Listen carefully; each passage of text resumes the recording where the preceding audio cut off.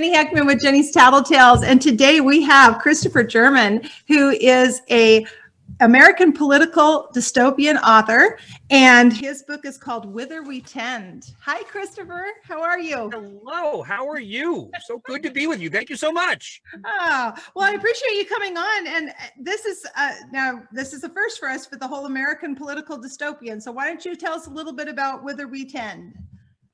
Well, American political dystopian is really putting a fine tip on it, I think, or a fine point on the whole thing. I don't necessarily know it fits into any particular genre other than just good old American angstiness, and that's what Whither We Tend is about. You may have been experiencing some of the trials and tribulations of the political class these days, given what's happened in the last 6 months. It's amazing we still have a country, doesn't it? But this whole book presupposes the idea that we got through the election and things just got worse. And it did get worse. The two main characters, Gus Spiros and Simon Gates, are experiencing the same political strife that we are in this country. And they take it a couple of years out, and Gus and Simon have a car accident. And from there, they both kind of spin out into a world of coming to reimagine America. And that's really what I'm trying to illustrate with this book is if you take the extremes on both sides, if you're a Black Lives Matter activist, or if you're a Trump supporter, whichever extreme that you find yourself on, we all have the same commonalities. We all love America, and we are all part of the same nation. And if we wipe away the hate and we stop pointing fingers at each other and who's bad and who's good and what's bad and what's good, and we started saying, how can we work together to make a good country? That is really what this book is about. And it's using the mechanisms of the alt-right, and it's using the mechanisms of the liberal, the crazy side, and all these things, and putting them all together in what I hope is a very fair and balanced way. And it's not fair and balanced in the Fox News sort of way. It's fair and balanced in a traditional journalist sort of way, where I spent a lot of years working in newspapers and radios and whatnot, and I've never really had a political stripe. And I tried not to have a political stripe in this book. So it's about trying to figure out, what the politics of this country really are supposed to be about without taking any particular path down either extremis. Oh, lovely. Okay, and it follows three different characters, you said. There's classically two characters in this thing, and the worlds that surround each one of them. There's Simon Gates has his wife. I'm blanking on his wife's name right now. I do that all the time. I've got so many characters running around in my head right now. Simon has got his wife, and she is his world, and they are trying to negotiate the fact that they think they're being stalked and hunted down by a mercenary person from the alt-right, which is the person in Gus Spiros. Gus has Jamal, and Jamal is his right-hand man, so to speak.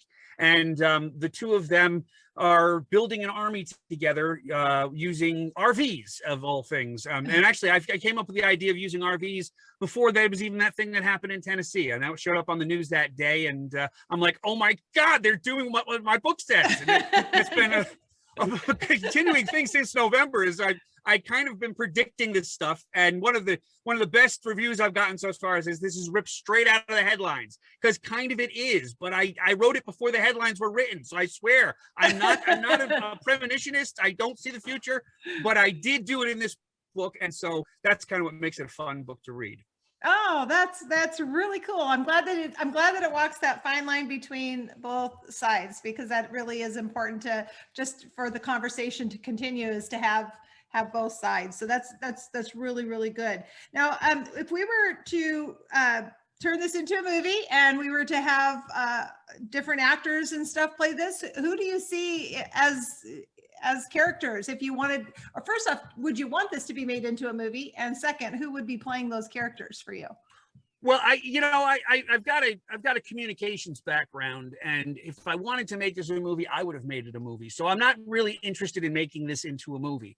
That being said, and quite frankly, I've worked really hard on the words. I put the words together. I don't want it to be dumbed down into a movie and have somebody else's interpretation on them. But if I had to pick somebody to be Gus and somebody to be Simon, I think Lee Majors, while he's not actively acting, I don't even know if he's live still, but it's somebody who can hold a gun and who can be kind of authoritative. I think that would be the guy to be Gus. And he has to be a hard ass.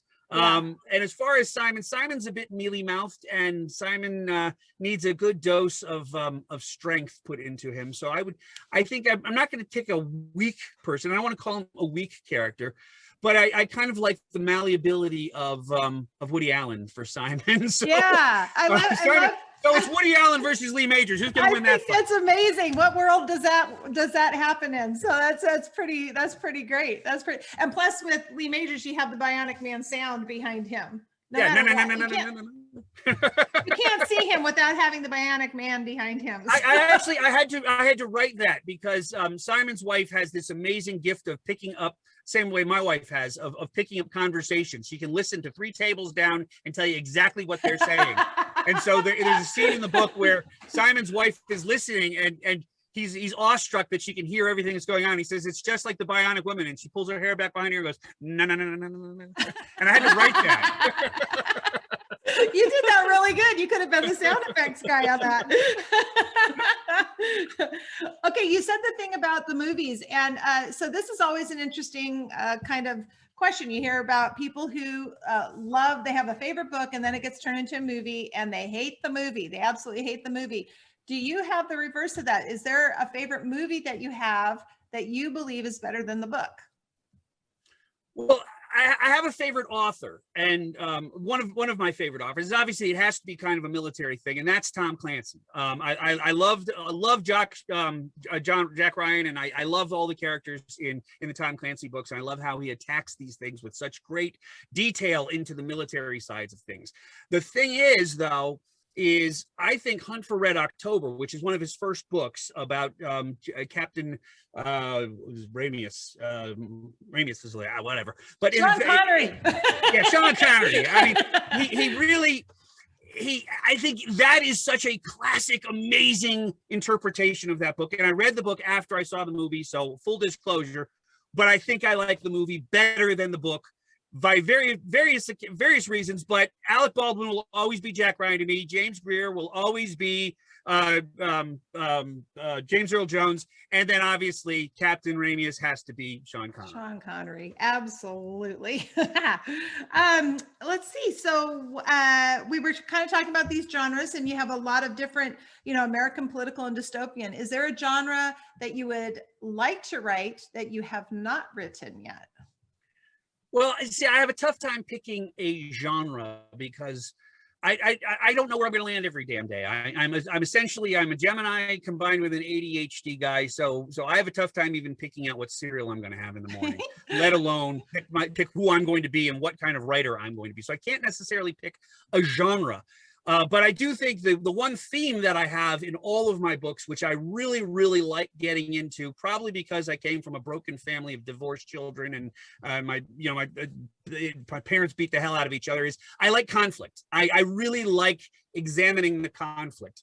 And in all of my books, especially Witherweed 10, that's an American conflict, and I'm examining that from 2 different populations of people. But my second book, what I'm working on right now, The Sailboat, that is a marital conflict. And I think that is the theme that goes through, I want to take through all my books, is examining the conflicts between people and examining what happens in their different ways to be right. Yeah. Well, and right now is also a huge case study as well of just this psychological understanding of why people do the things they do and why they their actions and how they've approached everything that has happened in the last few years and stuff too. So yeah, that whole idea of conflict and why they think the way that they think, how they do what they do, those kinds of things. So yeah, I could see that from both sides. That's well, and it's also fun learning the motivations, I think, behind the because everybody comes from a position in an argument that they're right. Everybody thinks they're right. The guys that stormed the Capitol, they thought they were right. Both sides of the Civil War, the North thought they were right, the South thought they were right. Everybody thinks they're always right, but it's pretty clear that not everybody can be right all the time, and it is that sometimes violent resolution of who is the rightest that is, I think, what makes good literature. So I'm trying to write books about who becomes the rightest. Got it. Okay. Which And is a then, horrible grammatical way to say that. And no, I am an no, author, but I understand I obviously don't know the English language well. And then do you have words that you kind of live by, or a motto that you kind of live by? Well, I'm learning who I am now. I'm going through this evolution of soul, so to speak. For the longest time, I was that sailing guy, and I'm still that sailing guy if you want to find me on Twitter and Instagram and all that kinds of good stuff. And so accordingly, I always would, back to Hunt for Red October, as I loved the words of Ramius at the end of in that movie, and he talks about Columbus, which is a total BS. Columbus didn't actually say this, but he says, the sea will grant each man new hope as sleep brings dreams of home. Well, Columbus never said that, but it's a great idea. And I always enjoyed the optimism of going to sea. And I always enjoyed what came on the high tide. And I always enjoyed the next day when it comes to the ocean and the maritime lifestyle. And I've kind of abandoned that idea now that I'm an author and I'm putting words to paper and I'm planning out the existence of everything. And I have this fixed little empire that I sit in my little trailer in the desert and put my words and spin my little tales. Yeah. And so I don't have that same kind of adventure in my world anymore. So I don't have any particular words that I live by now. And hopefully by the time I get my third or fourth novel out and I get accepted as an author, maybe I will do better. But I imagine Twain had the same problem when he stopped being a steamboat captain and became an author. I imagine he had the same kind of comeuppance and tried to figure out who the hell he was. And I don't know how, obviously he did well at it. So I'm hoping I'm equally successful at it, but we'll see what happens. Yeah, I actually just started reading Agatha Christie's And Then There Were None. I hadn't read that in a long, long time. And some of those people, the older time authors, they really did have a way of, and maybe because of their life experience or the way that they were, I don't know, I love the language of that time. And Mark Twain, all of that was just so amazing. So, well, I find it actually absolutely awestruck that you look at somebody like Hemingway, who wrote half dozen books. He didn't write a ton of books, but he wrote every single one on a typewriter. And if you look at Twain didn't even have a typewriter. Twain wrote it out by hand. Yeah. And the editing process and the producing of the book and trying to go through it. And if you screwed up anything in the chapter, you had to go back and rewrite the whole thing. Yeah. That must have been an arduous, horrible process. Incredible. And now we have people churning out books on Google Docs, and you could change the entire ending of the book by hitting delete and put a whole new one in there that you copy and paste from some other book. And it's like, this is just such an easy world we live in now to produce books. Everybody should be producing a book right now. Yeah. So I guess that's why I'm doing it, because I'm doing what everybody. everybody is. But yeah, Mark Twain, all of those guys too. I mean, and that they are so relevant today as they were back then. That's the artistry of it. That is just like, oh wow, this is just totally incredible. So yeah, to think like Shakespeare. I mean, Shakespeare was writing with a quill pen on parchment paper in 16th century Elizabethan England. And his work is still as salient today as it was the day he put it on the stage. It's incredible. That is an author. That is somebody that knows how to write. And I can only hope to even be close to as effective to that when 300 years from now, somebody downloads my ebook and they say, page 12 is messed up. I hope they do that. Control Alt Delete. Okay, I think we did get I think we got about halfway through. I do have to tell you one thing though, Christopher, when you were talking about so I wrote a political thriller as well. I haven't published it because when I wrote it, it was about maybe 7 years ago. And I wrote them in different chapters and kind of essentially different vignettes is what I kind of did. And I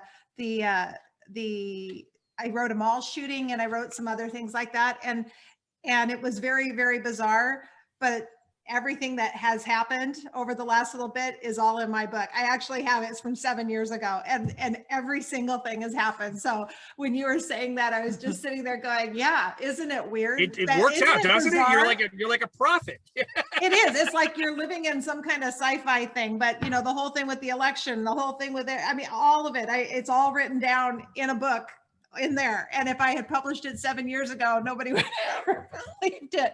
I mean, and that was exactly it. I was worried that and this is how I'm such a new author, is I was writing this book in November and December, and then the election happened. I'm like, I have to get this thing published literally within days of the election, or else nobody's going to want to read this book. It's not going to make any sense. And now it's like, I mean, if this thing's not going to actually get read by anybody for the next year, and it's such a slow process with writing and getting consumed by the readers and whatnot. I had no idea how slow this was going to be. Yeah. So you did talk about some of the characters in your book. If you wanted to hang out with one of them, who would it be, and what would you do? I think that my favorite character to hang out with would be the Jamal, because Simon's a little mealy mouthed and Gus is a little too hardcore, but Jamal is cool, and I think he'd be the guy that I could talk to the most and I could get along with the most, because he's the most affable of all the characters. Gus finds him in Gettysburg, Pennsylvania, and he's a nighttime manager for a hotel chain. And Gus says, I got a better deal for you. Why don't you help me take over the United States? And Jamal says, all right, I got nothing else going on for me. I might as well go do that. So they hop in an RV and they drive down to Florida and they start an army. And, Jamal is just so cool about everything, and he takes it so easy. And then he goes up to Montana and he handles that pretty well. So I'm a pretty dominant personality, so I think Jamal and I would get along the best. Oh, that's kind of cool. And it sounds like he's kind of a fly by the seat of your pants kind of guy. He's just cool. He's just laid back, and the world does not flex that guy at all. And so I got to appreciate that kind of personality. Oh yeah, absolutely. Okay. So how about what's your writing space like? Do you like it quiet? Do you have a system when you're putting together your story? This is a several part question. Are you a plotter or pantser? What kind of space do you like to write in? And, what do you do for development of your characters? So it's kind of a three-parted question there. Well, the big thing for me, as I've mentioned, I'm profoundly ADHD, which is why I have never written before in my life, because I was actually just diagnosed about a year ago. Oh. And so I've just been on medication, and now I have found the ability to write. So I really have to stick to a habit of getting into the writing realm, which means I have to get up, take the dogs for a run. We run up a hill over here. There's a big cavern over here that we run up the hill and burn off a bunch of energy, come back, take my Stratera, and then I sit down and I write. And the nice part is I'm here in the desert and I'm really alone. So it's pretty quiet and I don't get too many interruptions, because the second anything interrupts me, I'm no longer able to write and the day is done. Yeah. But I'm a morning writer. I have to do it early in the morning and I have to do it completely by myself with no interruptions whatsoever. But every once in a while, like last night, I was having some cocktails with my wife and we were sitting there playing cards. I said, you know what? Hold on a sec. I got something I got to write. And I ran inside and I wrote an entire scene in the book. And so it happens when it happens. As far as plotting the book out or planning the characters out, I don't do that. I tend to think books are a lot like children. And you have to guide them through the first 10 to 12 years / chapters, as the case is. Books are measured in chapters, children are measured in years. But once they get to about 10 or 12, they start to develop their own life. And at that point, you kind of just say, hold on and say, well, let's see where you go and let's see what happens. And the nice part with a book is if you screw it up, you can always throw it out. With children, you have to stick them in prison. Yeah. But, yeah.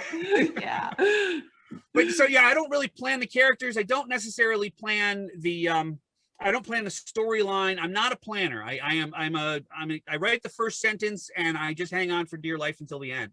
Yeah. Okay. I went to a conference one time, and one of the best pieces of advice I ever heard is sometimes paint yourself into a corner and see what happens.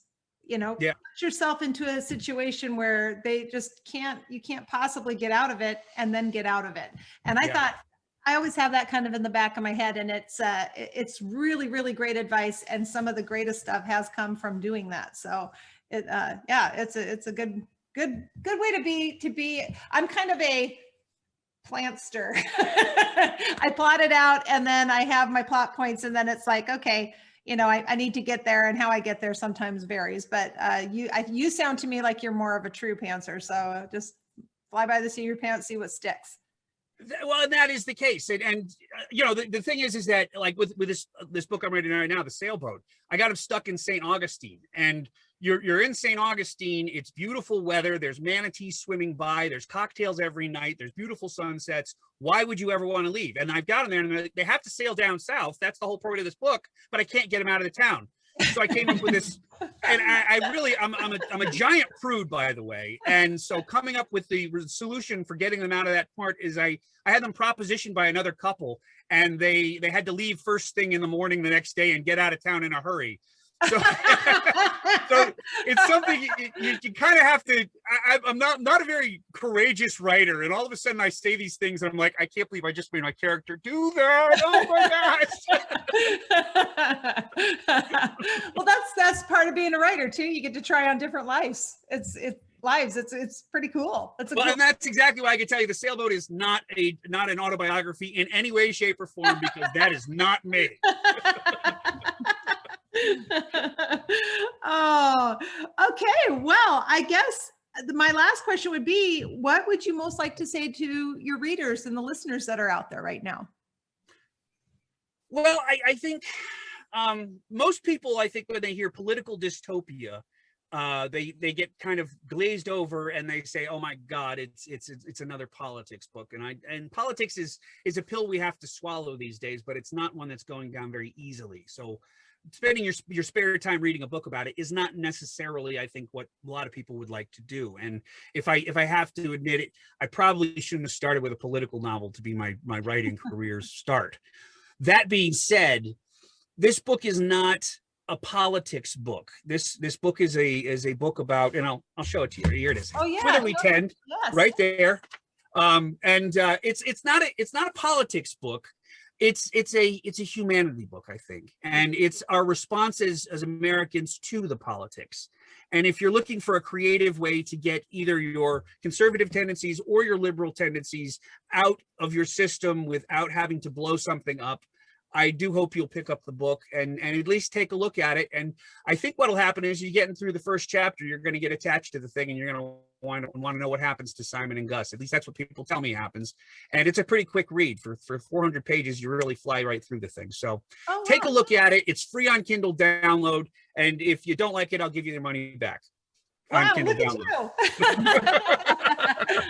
And you do have some works coming up. So when do you think that the book 2, like you said, maybe this might be a trilogy, maybe not, but do you have plans for when the next one might come out? Well, to be honest with you, I'm not going to write another book if nobody wants to read it. So yeah. But right. That being said, I have a chapter I'm stuck on right now. I'm writing.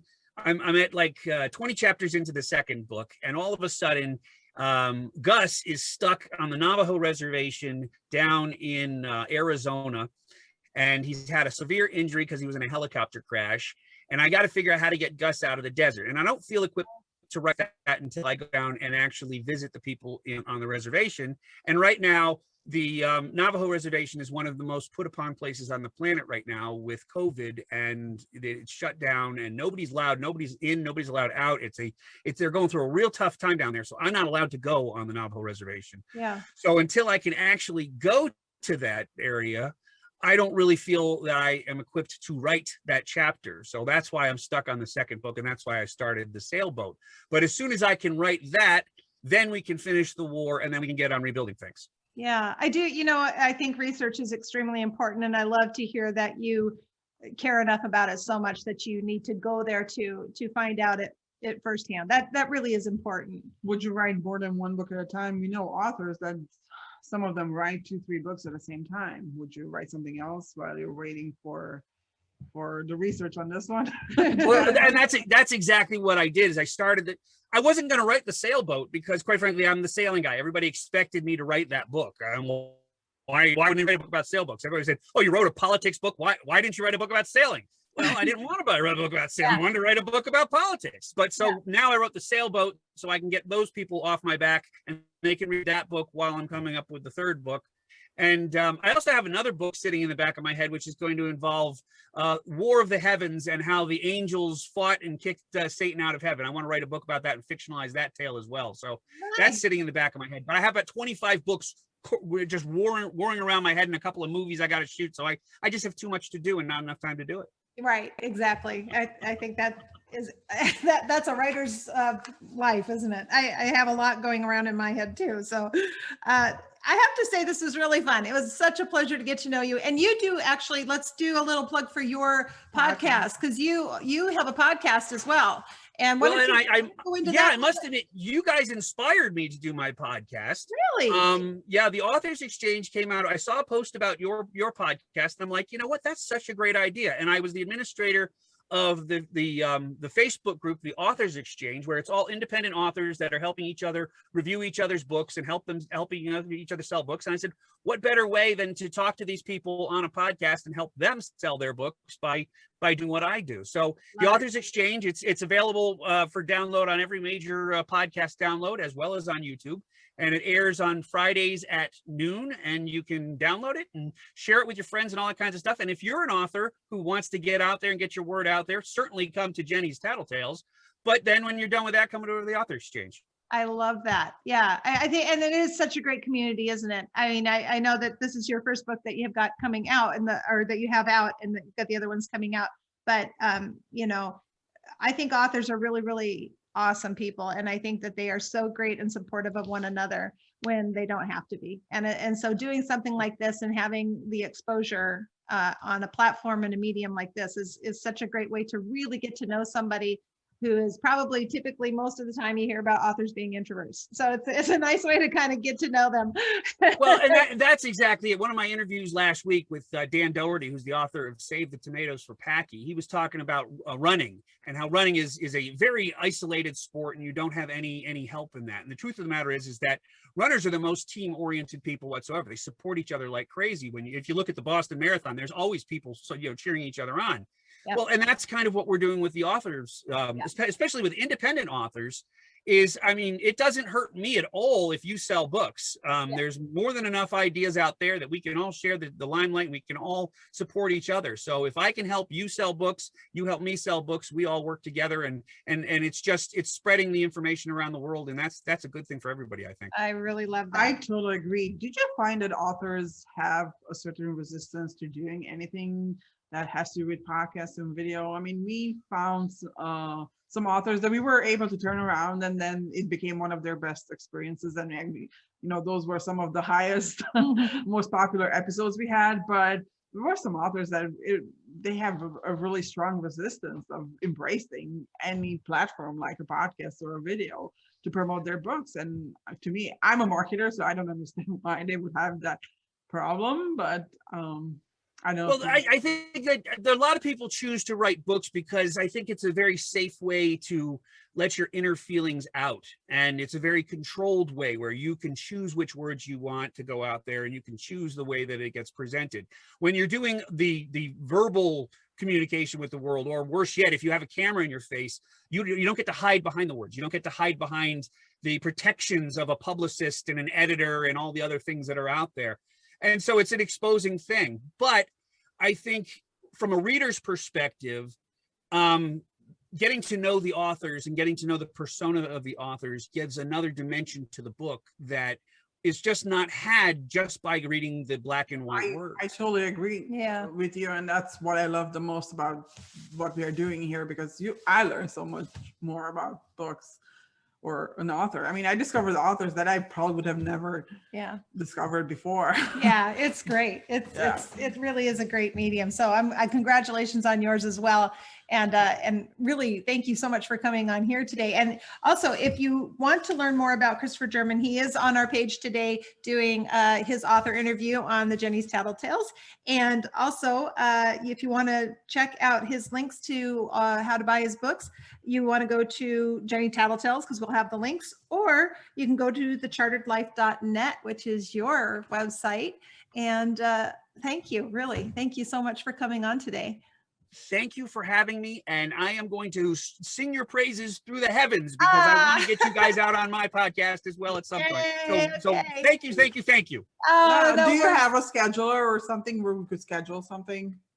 Yeah, we schedule every Monday at noon. Is typically how we do it. I'm actually scheduling 2 a week now because I have so many people backed up. I know, But that's how we feel. yeah, and that's the thing is if you open a microphone and you say anybody can come talk, anybody does come talk. Yeah. Yes. Okay. But no, if I'll tell you what, I'll message you and you tell me what day you want to be on there, and we'll do a reverse of this, and I'll interview you guys. Nice, lovely, Perfect. love it. All right, well, thank you so much, Christopher, and best of luck with you and your books, plural, because you're going to write a whole bunch more now. But congratulations on your new release. The floodgates have opened. Expect a lot more books. Thank you so much, ladies. Whoop, whoop. All right, talk to you later. All right, bye-bye. Bye-bye.